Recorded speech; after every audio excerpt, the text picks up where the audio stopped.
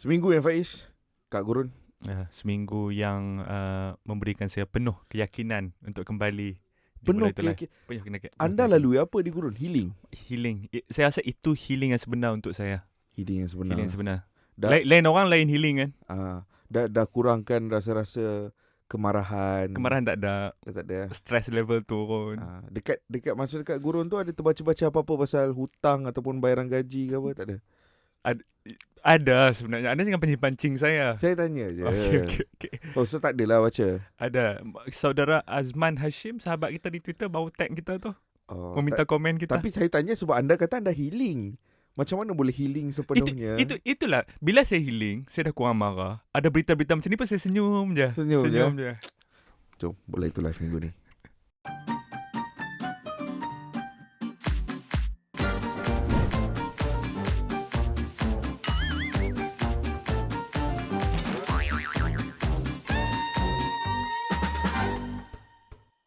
Ini adalah minggu yang sangat unik.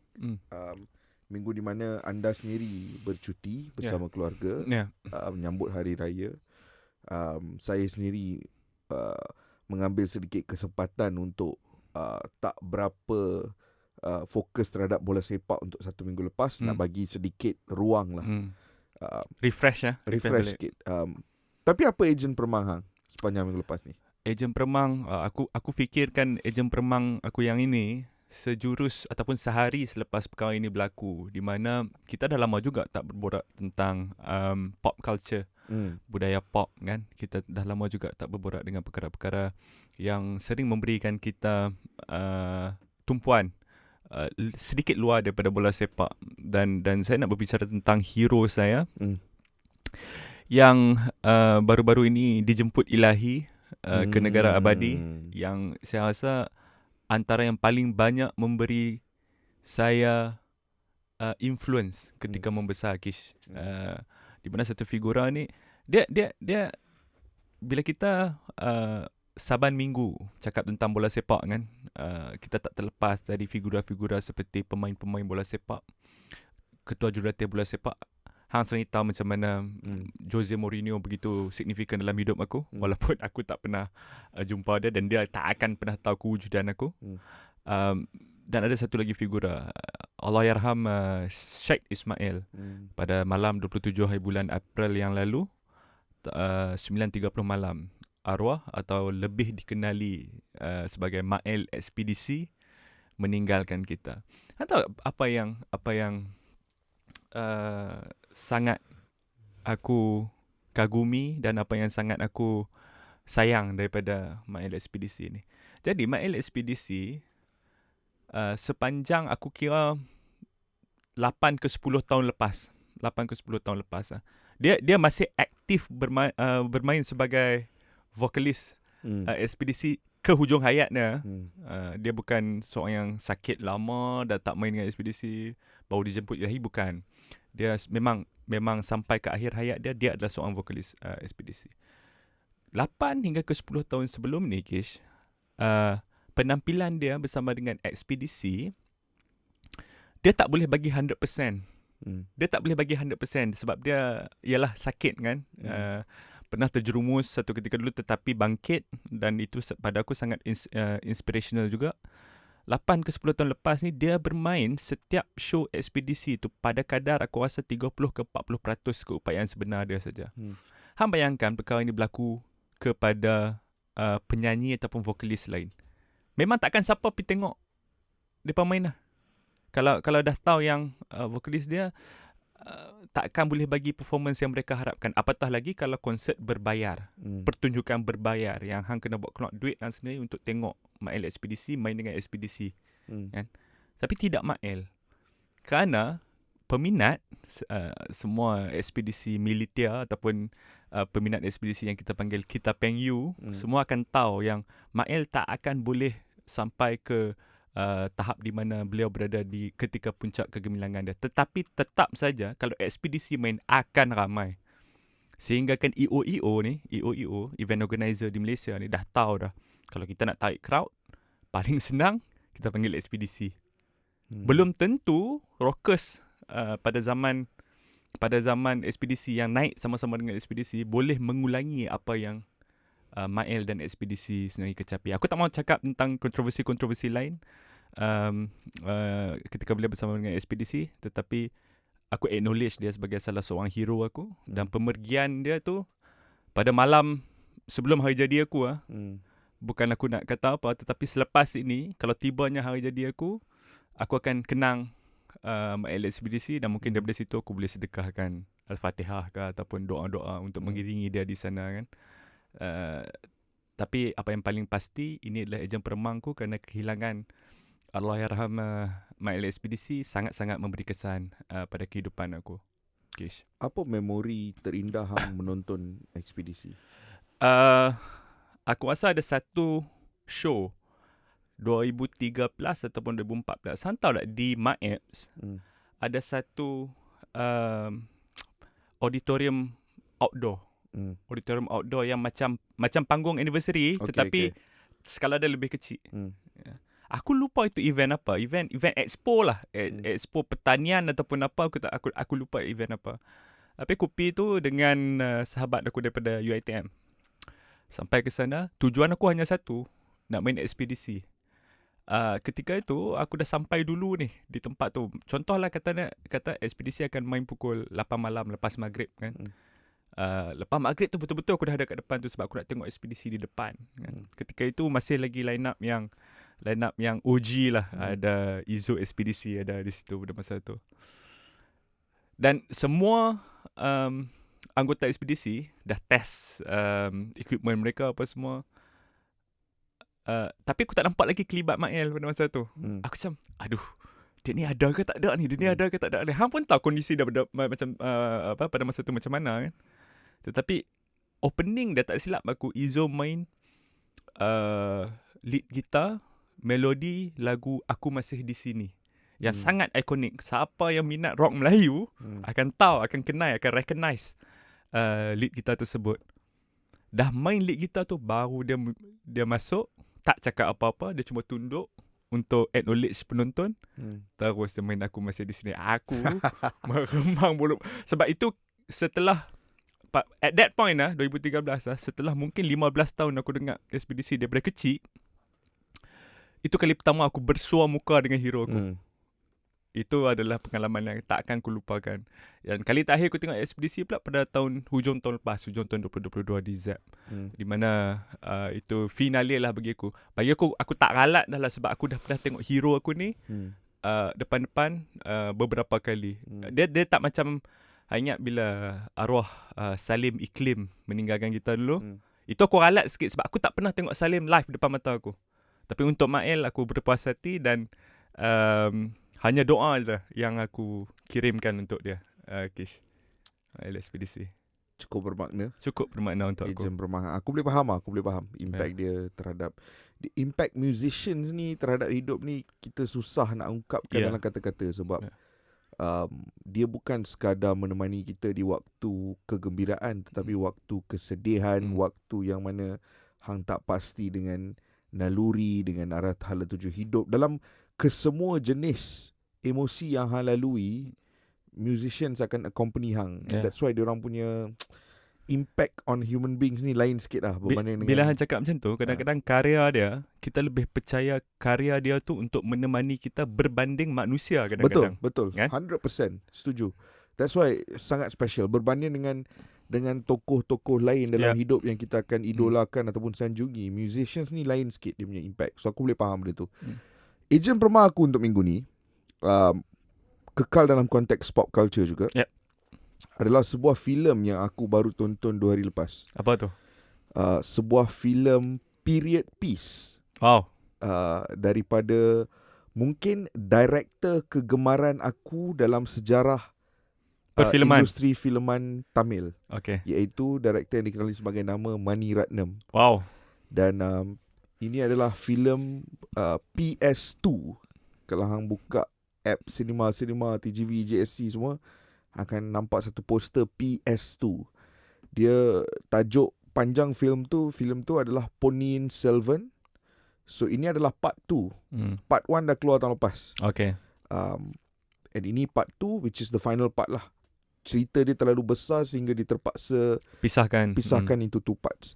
Konteks cerita ni adalah ia berdasarkan sebuah buku yang sangat popular di South India, di Tamil Nadu. Buku tu adalah Ponniyin Selvan, yang ditulis oleh seorang puitis dan penulis yang dikenali sebagai Kalki. Dia konteks dia macam ni Kalau di Malaysia waktu kita membesar di sekolah tu semua, kita ada novel-novel yang kita akan belajar di sekolah. Ingat tak? Aku tak tahu apa yang hang belajar masa hang seuntai kata untuk dirasa. Oh, itu hang punya. Ataupun masa aku tingkatan 1 mungkin Sehijau Warna Daun. Sehijau Warna Daun, yes. Sehijau Warna Daun, yes. Aku punya novel pula adalah Aku Anak Timur dulu. Oh ya, Aku Anak Timur. Kalau Sehijau Warna Daun dia antologi. Dia compilation of stories. Novel aku Anak Timur. Kalau dalam bahasa Inggeris adalah orang belajar Prisoner of Zenda, Robinson Crusoe, yes. So, tapi itu semua adalah novel-novel yang sedikit pendek dan kena dengan umur kita pada masa itulah. Kalau di India, Ponniyin Selvan ni adalah sesuatu yang mereka belajar throughout South India.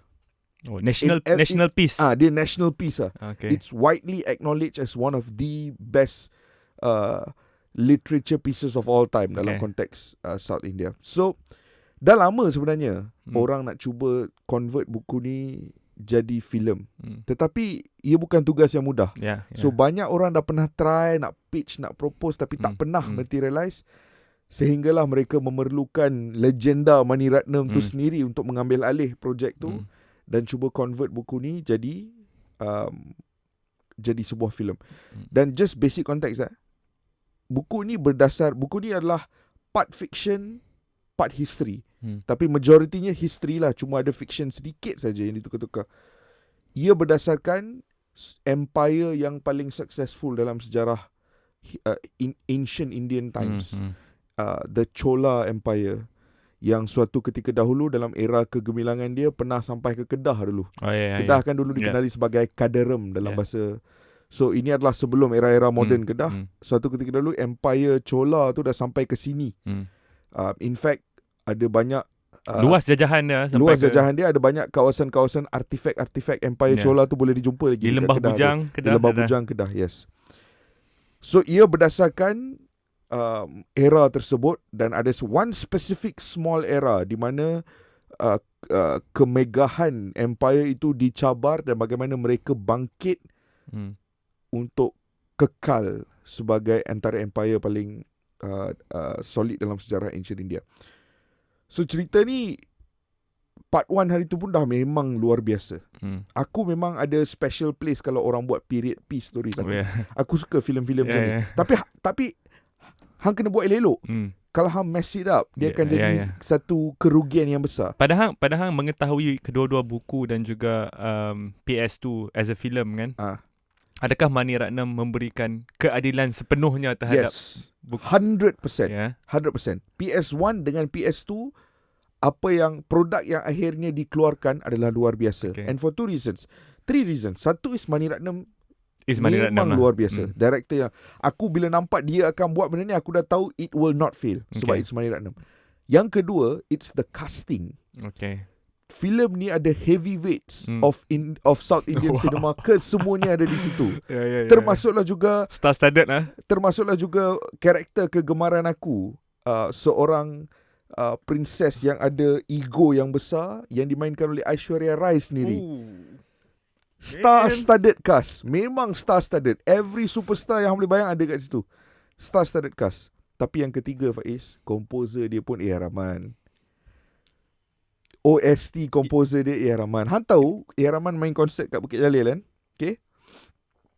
2-3 minggu lepas habis konsert tu, dia dengan Mani Ratnam pergi London, Abbey Road Studios, untuk record the whole OST untuk filem. Ini imba, Kish. So bila hang combine semua tu together, hang dapat satu hasil yang sangat luar biasa, Faiz. And benda tu betul-betul meremangkan bulu rumah aku sepanjang 1 minggu lepas. Sebuah filem yang kalau anda di rumah ada peluang tonton, tolong tonton di panggung wayang, kerana hang perlukan skrin besar. Kalau boleh IMAX lagi best. Sebab you need the big screens untuk hang terima filem epic kan.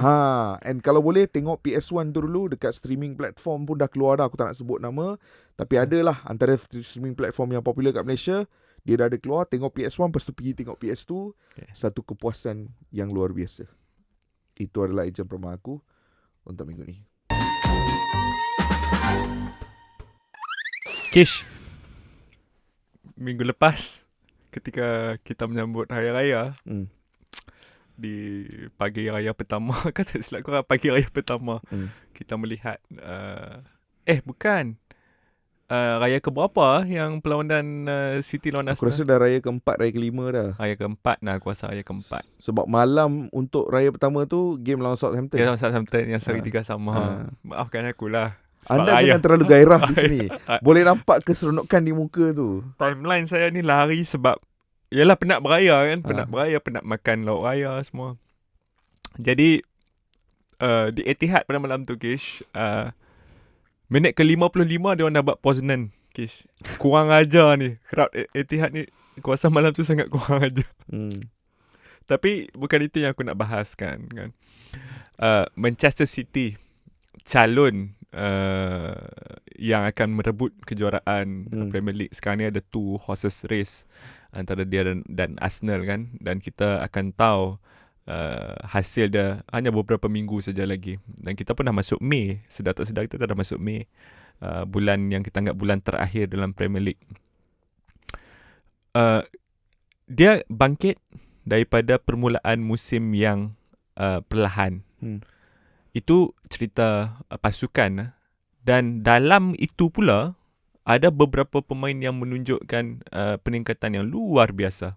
Luar biasa. Yang kalau kita tengok ni, sesetengah daripada dia kita tak akan bagi peluang pun. Kita tak akan bagi peluang. Ini biasa. Dan siapa sangka di permulaan musim, siapa sangka yang bulan Januari, contohnya perkara-perkara seperti Joao Cancelo ditendang ke Bayern apa semua tu, walaupun pada masa tu penerimaan orang agak bercampur bau kan. Ada yang menyalahkan Pep, ada yang menyalahkan Cancelo, bla bla bla. Ada seorang pemain yang secara senyap-senyap mencuri semua headline. Dan pemain itu surprisingly bukan forward, bukan midfielder, tapi seorang defensive stalwart.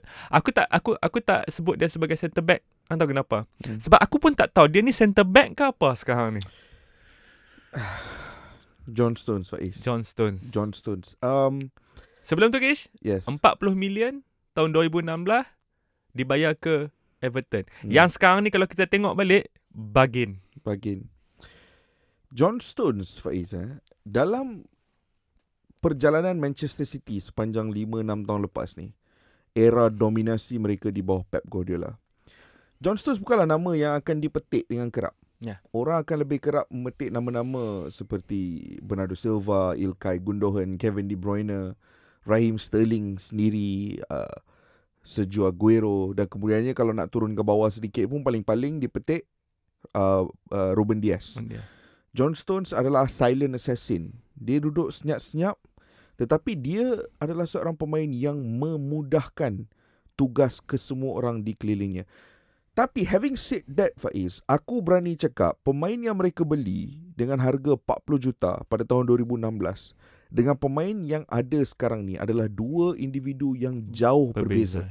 2016 adalah seorang pemain yang datang dengan beberapa ciri-ciri yang mungkin disukai oleh Pep dan juga Man City, tetapi as a complete player, dia was nowhere close, right? Tapi sekarang dalam pasukan Manchester City ni ada 3 pemain yang aku akan sifatkan as the most Pep Guardiola player yang ada dalam pasukan. The most Pep. Maknanya 3 individu ni aku akan kreditkan sebagai pemain yang ada otak yang dah sync dengan Pep Guardiola. Bermakna kalau Pep nak bagi instruction, dia nak cari 3 kepala di atas padang untuk transmit ideas dia ke atas strategi di atas padang. 3 pemain ni yang dia akan buat, yang aku akan pilih. Satu adalah Bernardo Silva, seorang pemain yang memahami ruang dan positional play like no one else, right? Dia adalah individu yang telah banyak dipuji oleh Pep Guardiola sepanjang musim ini. Lagi satu adalah Ilkay Gundogan. No words needed, Faiz. Ilkay Gundogan is a little magician. Aku tak dapat cari anyone else in world football yang ada pemahaman bola sepak seperti dia. Tapi yang ketiga bagi aku adalah John Stones, Faiz. Yeah. John Stones. Who would have thought an Englishman, individu yang produk daripada sistem bola sepak Inggeris, boleh menjadi seorang individu yang memiliki kebijaksanaan bola sepak untuk memahami idea-idea Pep Guardiola secara menyeluruh. Luar biasa. Kerana seperti yang Hang cakap sekarang, aku dah tak tahu what is John Stones. Aku cuma tahu John Stones ini adalah sebuah konsep yang abstrak. Sekarang ni aku tak tahu dia wujud ke tak pun sebagai seorang manusia. He is a concept. Dan as a concept, dia digerakkan ke mana-mana di atas padang tanpa terikat kepada mana-mana posisi. Dan dia memberikan prestasi yang luar biasa dan menjadi sebuah aspek yang sangat penting dalam perjalanan Manchester City dalam konteks musim ni, Faiz. Luar biasa apa yang dilakukan oleh John Stones dekat ni. Kalau Ham pergi keluar dan tanya sahabat-sahabat kita, sahabat-sahabat bola itu live ke apa kan, Ham tanya satu soalan rambang. Soalan yang berbunyi, apa falsafah bola sepak Pep Guardiola? Aku akan pasti antara jawapan yang diberi oleh sahabat-sahabat kita, mungkin Pep Guardiola sukakan ground passing, Pep Guardiola sukakan tiki-taka football, Pep Guardiola sukakan gol yang banyak untuk secure pasukannya, dan Pep juga sukakan pemain jenis itu dan ini kan. Yang mana semuanya betul, tapi tak semuanya tepat. Kerana pada aku, filosofi bola sepak Pep Guardiola yang utama adalah the only constant is change. Dia kena jadi inovatif saban tahun. Kalau tak saban tahun pun, dalam satu musim pun akan ada banyak perubahan yang kita tengok daripada awal musim sampai ke hujung musim. Dan ini dah dibuktikan dalam 15 tahun kerjaya dia sebagai seorang jurulatih senior kan. Beliau tak takut untuk memainkan Carles Puyol di right back ketika ketiadaan Dani Alves untuk cedera ataupun apa di salah satu tim terbaik dalam kerjaya dia, iaitu di Barcelona. Beliau juga sudah mula menunjukkan inovasi yang tak masuk akal ni di Jerman, yang pada ketika itu unheard of pada tahun 2013 pre-season. Pemain pertama yang dia bercakap pada masa itu adalah Philipp Lahm, dan perkara pertama yang dia cakap pada Philipp Lahm adalah, you are not going to play right back. Hang akan main midfield sepanjang musim ini. Dia juga salah seorang yang dah ubah pemain kegemaran kita semua, Ilkay Gundogan, daripada hanya seorang number 8 biasa ataupun number 6 di Dortmund, kepada, kalau sekarang ni tak ada Haaland dan tak ada Alvarez, Ilkay Gundogan boleh main sebagai false nine, kerana dia sudah sebati dengan Pep Guardiola. Begitu juga approach dia terhadap John Stones. The Barnsley Beckenbauer kata orang. The Barnsley Beckenbauer. Dia di Barnsley. Dia ada satu lot kedai di hujung kan kalau kat England kan lot kedai red bricks kan, bata merah kan. Ada graffiti muka John Stones. Tulisan bawah tu Barnsley Beckenbauer dekat sana. Itu juga apa yang dia lakukan. Kerana pada tahun 2016 ketika dia mencari seorang defender, fikiran dia adalah might as well aku ambil seorang defender English. Sebab pada masa tu masih lagi ketat kan kota English di homegrown Premier League. Homegrown player ni. Dan ketika dia nak ambil seorang defender, belum Kyle Walker, sebab Kyle Walker musim selepas itu ini John Stones. Ketika dia nak ambil John Stones tu, John Stones adalah satu-satunya ball playing centre back yang bermain secara regular di top flight. Bermain bersama dengan Everton. Tak ada yang lain. Ketika itu apa? Di Manchester ada starting centre back, English starting centre back, iaitu Chris Smalling. Tapi Chris Smalling bukan seorang ball playing centre back. Smalling bermain dengan Blind pada masa tu. Di Everton juga pasangan beliau adalah Phil Jagielka yang jauh lebih berpengalaman daripada, tapi bukan seorang pemain ball playing centre back kan.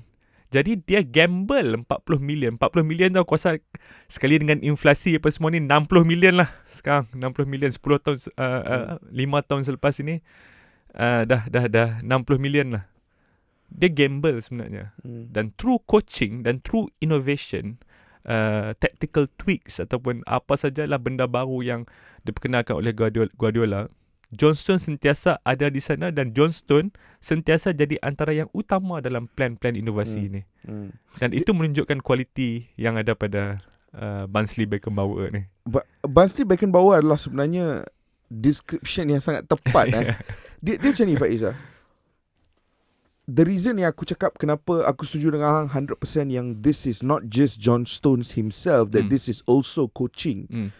Sebab kadang-kadang bila kita tengok Manchester City ni, kita senang nak main, nak terima dan terbuai-buai dengan naratif bahawa this is a team yang built on money. Bukan. Money is one aspect, tapi tanpa coaching, pemain-pemain seperti John Stones, Manuel Akanji, Nathan Ake would not be who they are today. No way. Ini adalah pasukan yang driven by coaching. And menyentuh kepada John Stones, ada beberapa tahun di mana dia sendiri in and out of the team sebab dia masih belum sempurna. Dia masih belum memahami sepenuhnya apa yang dimahukan oleh Pep Guardiola terhadap diri dia. Dan hasilnya adalah dia tak pernah pun individu yang komplain. Dia tak pernah pun komplain pasal game time, nak kata yang you know what, I should leave Manchester City. Tidak. John Stones sentiasa senyap, sentiasa absorb apa-apa yang diberikan kepada dia, dan hasilnya dia menjadi seorang pemain yang luar biasa. Konteks kita berbual tentang John Stones hari ini adalah berdasarkan beberapa penampilan beberapa minggu lepas, sepanjang beberapa minggu lepas, di mana dia beroperasi sebagai seorang pivot. Seorang pivot. Dan tahu apa yang tak masuk akal, Faiz? Bila aku menonton dia as a pivot, aku berani cakap, even as a pivot, dia antara yang terbaik di dunia. Ini bukan posisi asal dia, tapi even then, he is one of the best in the world. Aku tengok pergerakan dia dari kawasan tengah masuk ke dalam kotak penalti sebagai seorang pemain yang dia in between number 6 dengan number 8, right? Kadang-kadang dia duduk, kadang-kadang dia hold, kadang-kadang Rodri yang hold, dia yang drive ball ke dalam kotak penalti. Luar biasa, Faiz, pergerakan dia. And that's where aku akan go back to apa yang hang sebut tadi tentang Pep Guardiola, change is the only constant. Beberapa bulan lepas ke 2-3 bulan lepas, aku pernah ada satu interaksi di Twitter tentang siapa jurulatih-jurulatih yang innovate bola sepak ni, yang bawa ke dimensi yang berbeza. Adalah seseorang di Twitter yang mengatakan bahawa dia berpendapat bahawa Pep Guardiola is not an innovator, bahawa dia stubborn, bahawa dia hanya siapa yang stubborn? Dia kata Pep stubborn. Pep adalah seorang individu yang hanya ada identiti dia sendiri. Dia mengatakan bahawa Bielsa is lebih kepada seorang evolutionist, Johan Cruyff lebih kepada evolutionist, Arrigo Sacchi lebih kepada argument utama dia? Dia mengatakan bahawa Pep berpegang kepada satu identiti sahaja. So okay, aku tak nak mendalami perkara tersebut, tapi sebab aku memang dari detik tersebut sehingga sekarang, aku jelas tidak bersetuju langsung dengan perkara tersebut. Aku tahu orang dalam bola sepak ni sekarang ni branding adalah segalanya, right? So contohnya bila seorang jurulatih diberikan satu branding tu akan kekal sepanjang hayat, akan lekat je. And orang pun akan berpegang kepada branding tersebut. Contoh yang terbaik adalah Pep. Bola sepak yang dimainkan oleh Pep Guardiola di Barcelona dengan di Man City jauh berbeza. Jauh berbeza, right? Tapi kalau orang akan sebut Pep tiki-taka football, itu sahaja. In fact, kalau bola sepak yang dimainkan di Man City ni bukan tiki-taka. Dah lain dah. Dah jauh berbeza. Ada lebih banyak verticality kepada corak permainan mereka. Dan change is the only constant, menunjukkan bahawa dia adalah seorang jurulatih yang akan berubah all the time. Corak permainan dia 3 tahun lepas di Man City dengan sekarang dah lain. Beza. In fact, Pep Guardiola dah pecahkan satu mitos terbesar dalam bola sepak. Antara mitos terbesar dalam bola sepak adalah bahawa hang memerlukan consistency in defense untuk hang memenangi kejuaraan. Back four hang tak boleh tukar. Itu adalah mitos terbesar dalam bola sepak. You need to have a consistent back four to win titles. Seperti apa yang Sir Alex lakukan. Itu menjadi mitos. Tetapi Pep dah pecahkan mitos tu, Faiz. Musim ini sahaja, dia dah menukar back four dia tu, defensive structure tu dah tukar lebih 30-40 kali dah. Tak pernah sama in any game.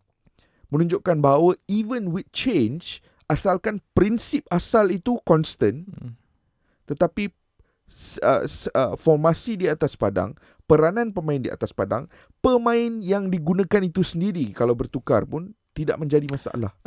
Aku tak tahu sama ada ini mentaliti orang kita sebagai satu bangsa negara yang dijajah 400 lebih tahun, mungkin ada mentaliti yang kita tak begitu senang tengok orang berjaya. Pep berkali-kali mengecapi kejayaan dan aku faham where the hate come from. Sebab apa, Kish? Aku rasa macam apa yang cakap tadi tu, orang tak mengakui inovasi-inovasi Pep ni sama macam kalau di tenis, orang yang tak nak Novak Djokovic masuk ke dalam bracket Rafa dengan Roger. Padahal pada aku kebolehan ketiga-tiga dia dah sama. Sepatutnya bukan Rafa dengan Roger saja. Novak. Mungkin Novak tak ada karakter ataupun tak ada fanbase yang besar sebab dia orang Serbia kan, dia bukan orang Sepanyol, dia bukan orang Swiss. Mungkin disebabkan itu, tetapi untuk hang tidak mengakui individu seperti Novak dan juga Pep sebagai innovator dalam sukan masing-masing, itu bagi aku adalah satu masalah ego. Dan kita juga, kalau kita buang ego ke tepi, kita akan mengakui bahawa John Stones juga sudah melalui satu evolusi yang panjang, yang ada beberapa fasa, dan sekarang ni kelihatan dia seperti menikmati bola sepak terbaik dalam kerjaya dia di usia berapa? 28-29 tahun. Bola sepak terbaik. Dan kalau dia menang Premier League musim ini, ini adalah Premier League keempat dalam tempoh 5 tahun, Kish. Aku ada satu soalan nak tanya, Faiz. Berdasarkan apa yang telah kita lihat dalam John Stones, and berdasarkan apa yang kita faham tentang the reward system dalam bola sepak, di mana pemain-pemain yang lebih flashy yang akan sentiasa menerima lebih banyak pujian, itu adalah reward system bola sepak, right? Berdasarkan pengetahuan kita tentang keseluruhan perkara ini, adakah anda merasakan bahawa John Stones adalah pemain paling underrated dalam sejarah bola sepak England? Ada English footballers di kalangan pemain-pemain England, adakah dia pemain yang paling underrated dan paling tidak diberikan penghormatan yang sepatutnya? Aku rasa paling pun aku akan letak dia sebagai salah seorang. Aku rasa ada beberapa lagi. Jordan Henderson underrated juga in some ways. Jordan Henderson agak underrated. Dia juga a driving force di belakang kebangkitan hujung-hujung ni, kebangkitan Liverpool hujung-hujung ni.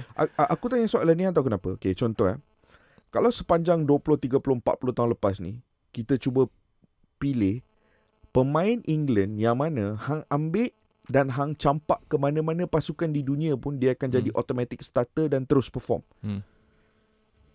Akan bangkit nama-nama seperti Frank Lampard. Tapi Frank Lampard memang diberi pujian sepenuhnya. Steven Gerrard akan, Rio Ferdinand akan bangkit. John Terry, pujian yang sepenuhnya diberikan kepada dia. Akan ada Wayne Rooney yang to some extent aku still rasa slightly underrated. Tidak diberikan penghormatan penuh sebab dia banyak ambil secondary role di Man United untuk memastikan Cristiano lebih menyelam. Bukan hanya ambil, dia happy untuk ambil peranan tersebut. Mungkin Paul Gascoigne di 90-an, seorang individu yang luar biasa.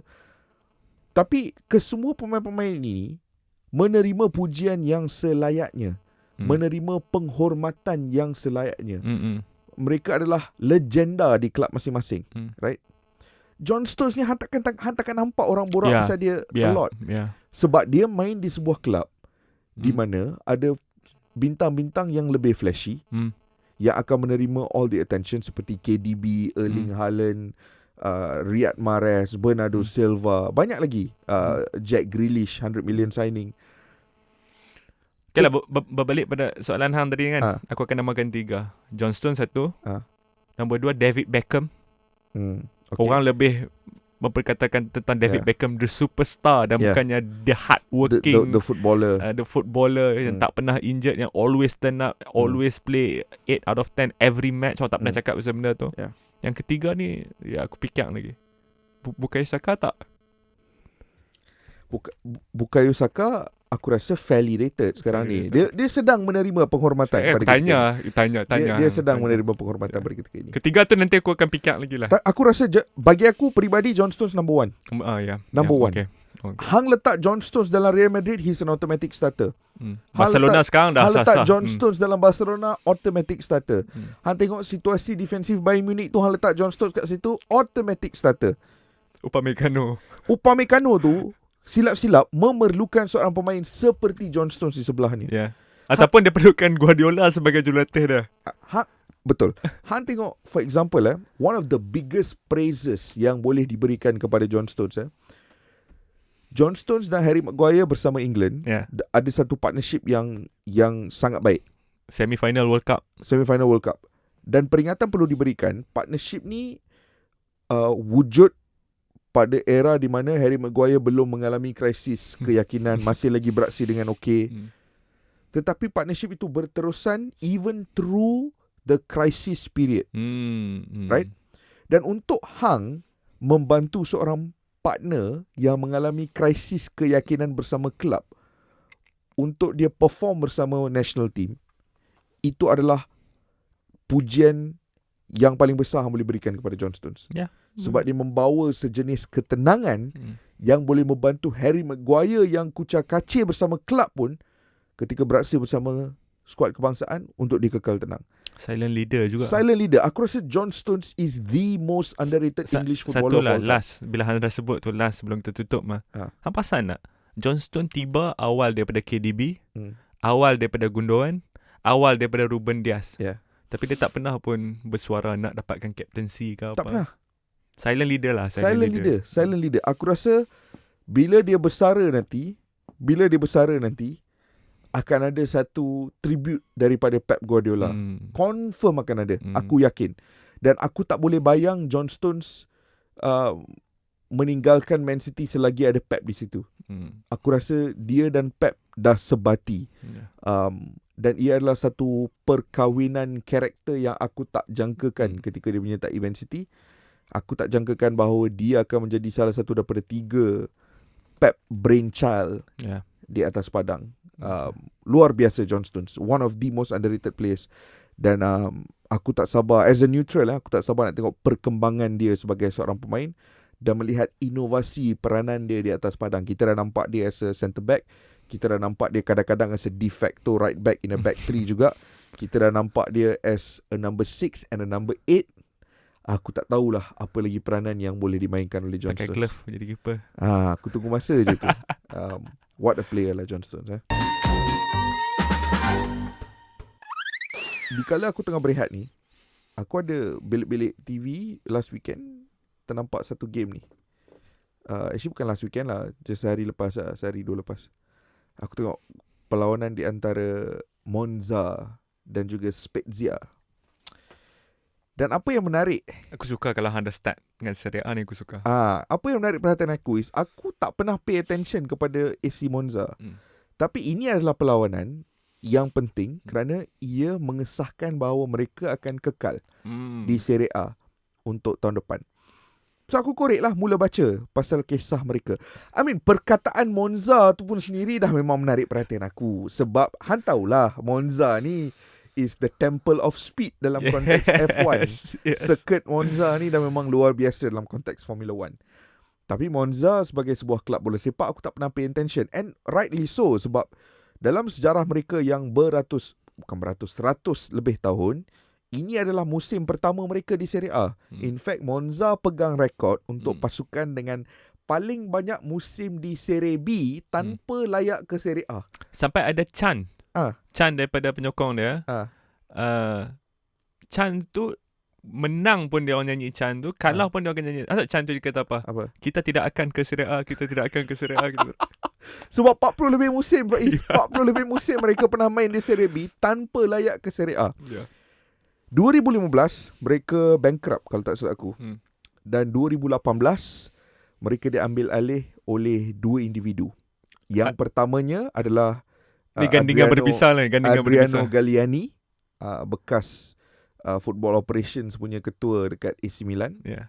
Dan dia memujuk, pangkat dia CEO lah. Dia CEO lah.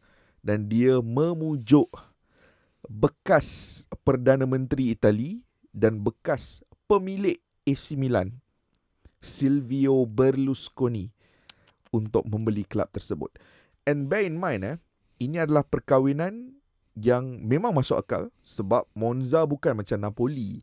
Walaupun dia kelab bawah-bawah yang tak pernah main Serie A, tapi kawasan Monza tu bukan macam Napoli, bukan macam kawasan-kawasan di bukan macam Florence di selatan Itali yang ada kekuatan working class. Tidak. Monza ni adalah kawasan yang sebenarnya agak kaya, industrial area di bahagian northern Italy yang ada banyak orang kaya duduk kat situ. Nama pun ada F1 circuit kat situ kan.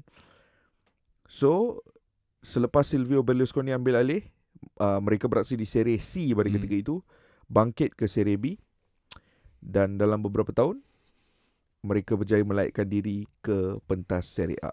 Dan musim pertama mereka di Serie A musim ini, mereka dah dengan kemenangan ke atas Spezia 2-0 tempoh hari, mereka secara sah akan kekal di pentas Serie A. Dan Faiz, aku nak hang sentuh pasal dinamik pasukan ni sikit. Sebab ini bukan pasukan yang star-studded. Ini bukan pasukan yang seperti pasukan-pasukan yang ada di Serie A. Even bila Venezia masuk dulu, diorang ada cuba beli star power sikit, here and there lah, sikit-sikit. Dia beli Michael Cuisance daripada Bayern pada masa tu. Tapi Monza tidak. Ini adalah tim yang very underrated dan ada dinamik beberapa pemain yang ada reputasi sedikit dan juga ada pemain-pemain yang menyerlah yang tak ada reputasi langsung pun. Apa dinamik pasukan ni, Faiz? Aku nak mula dengan Berlusconi lah. Berlusconi bukan saja bekas Perdana Menteri Itali. Dia bekas Perdana Menteri Itali 3 kali. Seorang right-wing nationalist yang satu Itali, kalau tak satu Eropah, satu Itali tahu betapa right-wing nationalistnya dia, dan semua orang seakan-akan terima, dia ni dah memang macam ni, macam mana? Tak boleh buat apa? Reda je. Sebab dia pun dah berapa 81 ke berapa umur dah. Kalau nak buka cerita pasal skandal dia sahaja memerlukan satu episod penuh. Ada minor pun. Anda korang sendiri pergi baca pasal skandal dia. Aku tak nak sentuh. Bersepah 2-3 jam korang buat kopi, cukup untuk baca semua untuk skandal research dia. Jadi itu hal luar Berlusconi. Tetapi Berlusconi dan bola sepak adalah satu hal yang lain lagi. Ketika dia jual AC Milan tahun 2017, dia hanya bertahan beberapa bulan saja tanpa bola sepak. Dia kata tak boleh. Aku nak kena ada satu klub lain. Aku nak kena bina the second Milan dalam hidupku sebelum aku mati. Dan mulalah ada beberapa orang yang like-minded dengan dia. Salah seorang dia Galliani. Galliani ni kira gandingan David Gill dan juga Sir Alex. Macam ni lah gandingan Berlusconi dengan Galliani. Mereka kontrol. Macam Victor Orta dengan Razzirani dekat Leeds tu. Jangan menaikkan kemarahan MP Silva saya. Tolong. Jadi apa yang dia buat adalah sebenarnya ada 3. Ada seorang lagi adik Berlusconi, tak silap aku, Paolo. Tiga kepala ni semua ni kepala right wing nationalist. Antara benda dalam groundwork dia tu adalah kita nak bina satu kelab yang kompetitif, tetapi sama seperti apa yang kita buat di AC Milan dulu, 90% mesti kena orang Itali. Physio club orang Itali, assistant ketiga assistant tu kena orang Itali. Jurulatih sekarang ini Rafael Palladino kena orang Itali, supaya tak banyak supaya bukan apa, supaya dia punya justification ni adalah mudah untuk message itu travel across the club. Ada certain pride to it. Dan tetapi tetap saja dia cuba untuk contact beberapa pemain lama mereka di Milan dulu. Contoh dia Gabriel Paletta. Seorang pemain Galliani dan Berlusconi juga di Milan dulu. Kevin Prince Boateng, bukan orang Itali tetapi trusted lieutenant lah untuk Berlusconi. Dan juga pada satu masa Mario Balotelli juga sempat menabur bakti di Monza. Jadi fast forward untuk musim ini, dalam konteks musim ini, ketika kita record episod ini, mereka di tanggal ke-10. Tak ada siapa yang bagi peluang untuk Monza berada di top 10 pun. Sebuah pasukan daripada Lombardi, yang macam Han cakap dia kawasan upper class sikit lah dekat Itali ni, yang budaya menyokong dia pun itu-itu je sebab tak pernah main di Serie A, tak pernah test pun main di Serie A.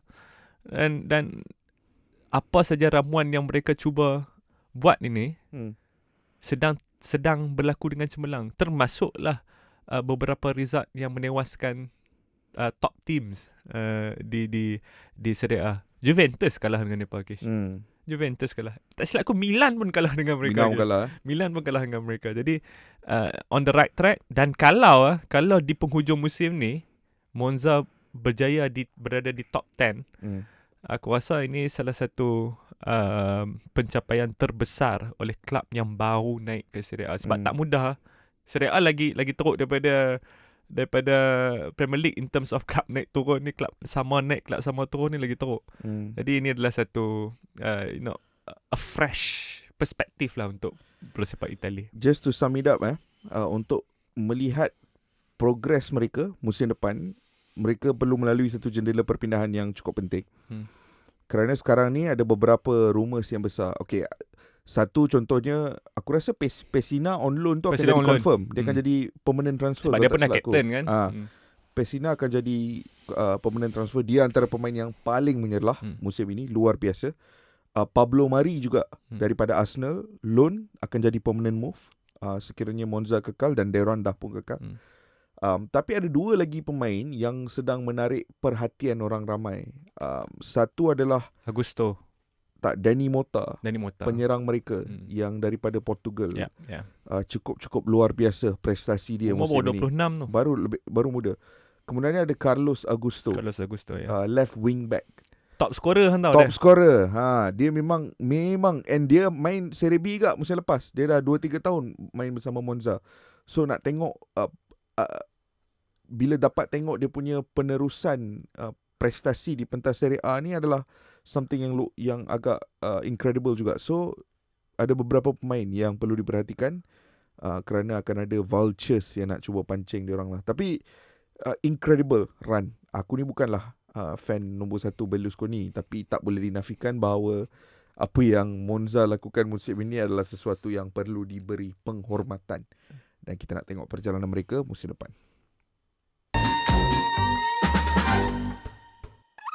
Hang adalah seorang pengurus sukan bola sepak yang sedang ada di relegation zone Liga Perdana Inggeris, Premier League. Okay. Bila dah di relegation zone, selalunya permasalahan utama adalah menjaringkan gol. Tetapi tiba-tiba ada Aladdin yang bagi hang yang nak dia nak tunaikan permintaan hang, dia bagi hang pilihan. Hang boleh hadirkan satu striker saja daripada mana-mana era 30 tahun Premier League. Hang nak ambil Ruud van Nistelrooy ke Thierry Henry? Aku ambil Ruud van Nistelrooy. Kalau hang tanya aku pemain yang aku lebih gemar, Thierry Henry. Pemain yang aku lebih gemar, Thierry Henry. Tapi kalau pasukan aku, masalah utama adalah jaringkan gol. Tak ada pemain yang aku akan ambil yang antara yang lebih prolific daripada Ruud van Nistelrooy. Kalau Fox in the box punya definition tu adalah Ruud van Nistelrooy. Dia punya efisiensi dalam kotak penalti, cara dia membaca ruang, cara dia menyudahkan peluang. Hang kena ingat majority strikers out there memerlukan satu peluang untuk menjaringkan satu gol. Ruud van Nistelrooy memerlukan half a chance, separuh daripada satu peluang untuk menjaringkan satu gol. Itu adalah ratio yang luar biasa. Kerana in a relegation battle, dengan kualiti pemain yang hang ada, hang takkan cipta that many chances. Mungkin at club level yang lebih tinggi, hang akan cipta mungkin 4 peluang dalam satu perlawanan, dan penyerang yang normal boleh menjaringkan 4 gol. Tapi at relegation level, hang mungkin boleh cipta 2 peluang. Tapi daripada 2 peluang tu, Ruud van Nistelrooy boleh menjadikan 4 gol. Apa mak? Half chance, convert jadi sebab tu dia main goal. Dia main 201 perlawanan untuk United. Dia jadikan 150 gol. Tapi kalau aku Thierry Henry, tapi itu untuk nanti. Itu untuk nanti. Okay. Aku ada soalan untuk hang pula. Kekal dengan tema relegation. Okay. Musim ini relegation battle, hang sebagai seorang jurulatih dengan berbaki lebih kurang 4-5 perlawanan yang ada dalam Liga Perdana Inggeris ni, ada 2 klub yang main approach hang. Kontrak aku out of job lah sekarang. Out of job. Hang tak ada kerja. Hang free agent. Tapi kononnya ada 2 klub yang datang approach hang. Siapa tu? Untuk kontrak simple je, bukan projek jangka masa lama tak. Ini untuk 4 game je. Ingat aku Sam Allardyce ke? Lebih kurang Okay. Faiz Allardyce. Big Faiz. Big F. So pasukan yang datang kat hang adalah Leicester dengan Chelsea. Dengan Everton. Oh, okay. Bukan Chelsea.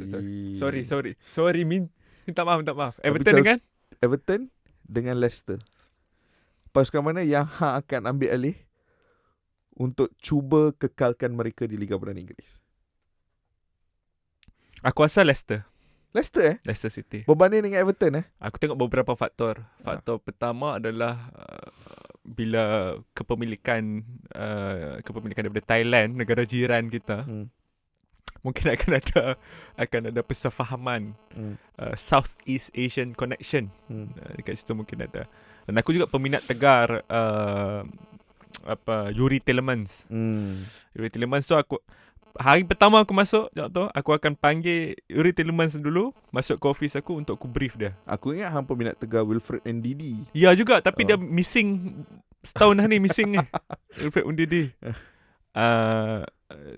Dia, tapi aku akan sedar yang aku ada satu permasalahan besar, iaitu permasalahan goalkeeper. Tak ada goalkeeper Premier League level dekat Leicester City. Tetapi untuk aku memilih untuk mempertahankan status Premier League mereka, aku rasa Leicester berbanding dengan Everton. Okay, cool. Okay soalan seterusnya untuk anda. Kalau JDT tak menang cup, kita ambil satu cup lah, Malaysian Cup. Kalau JDT tak menang cup itu, siapa yang rasa lebih banyak peluang untuk memenangi Malaysian Cup itu? Selangor ataupun Kedah? Aku bagi konteks sikit lah. Ini bukan Selangor dengan Kedah di tangga sekarang saja. Hang fikirlah konteks pemain yang mereka ada, konteks Nafuzi dengan Aho, konteks belanjawan tim ke apa, hang tengoklah. Aku pilih Selangor. Aku masih pilih Selangor. Aku rasa on paper Selangor memiliki second best squad. Walaupun Nafuzi adalah pakar one off game. Tapi Nafuzi masih lagi ada beberapa kelemahan dalam pasukan tu yang aku rasa still, which aku tak salahkan dia sebab pembinaan squad ni mengambil masa. Aku rasa Nafuzi next season will be a more formidable opponent. This season aku rasa masih lagi ada question marks here and there, especially di bahagian pertahanan. Aku masih lagi nampak Selangor as the more formidable pasukan lah dari segi kreativiti, dari segi kebolehan. Aku masih akan memilih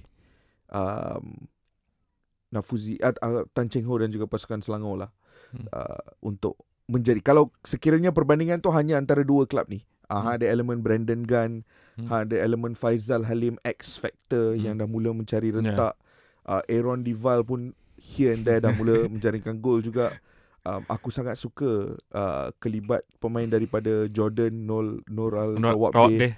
Aku sangat-sangat menyukai Yazan pun improve banyak. Yazan pun dah improve banyak. So aku akan memilih pasukan Selangor lah untuk konteks ini. Aku ada satu soalan yang berat untuk hang. Ini adalah perdebatan yang sering aku nampak kat Twitter yang sangat kontroversial di kalangan sahabat-sahabat kita daripada benua Afrika. Perdebatan yang selalu, benua yang saya sanjungi.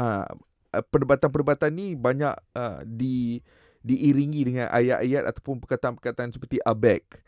Perdebatan di antara siapa penyerang yang lebih baik, Didier Drogba atau Samuel Eto'o. Anda jangan bias. Sebab saya tahu anda peminat Barcelona, tapi tolak tapi bias. Siapa penyerang yang lebih baik, Didier Drogba ataupun Samuel Eto'o? Drogba di Chelsea Pick Drogba, pick Samuel Eto'o. Who is a better striker? Drogba di Chelsea adalah seorang striker yang lengkap. Boleh jaringkan gol akrobatik, boleh jaringkan gol tandukan, apatah lagi boleh bermain dengan gol di belakang dia, hold off defender pada zaman tu bukannya kecil kan, semua besar-besar. Boleh penalty jarang miss dia. Free kick kalau dekat-dekat ni memang dia ada pile driver dia sendiri. Unbelievable player, sangat kuat. Walaupun dia pernah memenangi kejuaraan Premier League untuk Chelsea dengan goal offside, ingat ni. Yes. Tapi Drogba memang world class. Tapi bagi aku Eto'o is on another level. Untuk buat perkara yang dia buat tu di La Liga, walaupun aku tak rasa dia pernah menang Pichichi di La Liga. Aku rasa yang menang Pichichi pada zaman dia menang banyak di La Liga tu adalah Diego Forlan di Villarreal. Di Inter luar biasa. Main right back lawan Barcelona sendiri. Dia main right back, menang treble lagi di sana. Di Barcelona dia sextuple loh. Sextuple member. Ada kuasa presiden Persatuan Bola Sepak Cameroon, FAC mungkin. Football Association Cameroon. Okay. Mungkin layak lah untuk dia. Bagi aku sama itulah. Sebelum kita tutup, boleh nak aku satu soalan? Final one. Soalan last. Hang tengok kan knockout stage Champions League baru-baru ni kan. Kalau diberi pilihan, ada orang bayar hang untuk hang pi salah satu perlawanan. Hang nak tengok perlawanan Bayern dengan City di Allianz Arena yang luar biasa atmosfer dia tu kan? Ataupun second leg yang Napoli lawan Milan. Oh, Napoli lawan Milan. Di Armando Maradona. It's not even a question. Aku macam ni Faiz. Aku adalah peminat bola sepak yang cantik. Aku boleh appreciate a great tactical battle. Tapi first and foremost reason aku jadi peminat bola sepak adalah kerana ini adalah sukan manusia biasa. Dan regular kalau people, aku nak dapatkan emosi yang authentic tu, hanya boleh dapatkan di environment yang mana ada working class spirit, yang mana ada semangat kelas pekerja. Dan kalau hang pergi Estadio Diego Armando Maradona tu adalah mungkin antara tempat terbaik di Eropah untuk hang dapatkan spirit kelas pekerja. Walaupun ada kebarangkalian hang keluar je daripada Armando Maradona, mungkin hang kena pau, ada kebarangkalian. Tapi aku sedia terima kebarangkalian tersebut. Aku mungkin bawa duit monopoli dalam aku punya wallet. So kalau kena pau tu pun, tapi kita ada kabel. Cousin Gigi ada di sana. Kalau ada cousin Gigi tak risau dia boleh support kita kat situ. Tapi tak boleh lah Faiz. Hang sendiri dah kenal aku lama. Hang tahu benda-benda macam ni adalah kenikmatan yang luar biasa. Hang tak payah habiskan soalan tu pun aku dah terus pilih dah. Napoli adalah pilihan. Keluar daripada stadium, terus ke Amalfi Coast, terjun. Mandi. Aku sebenarnya ada satu lagi soalan terakhir. Aku nak bandingkan Berlusconi dan juga seorang pemilik yang ada kaitan dengan burger. Tapi tak apa, itu mungkin kita tinggalkan untuk segmen yang akan datang. Untuk hari ini, aku nak ucapkan terima kasih kepada korang semua kerana menonton Bola Itu Live. Selamat Hari Raya untuk masih lagi yang menyambut. Teruskan invite aku dan Faiz kalau ada open house kat Klang Valley ni. Jumpa korang dalam episod yang akan datang.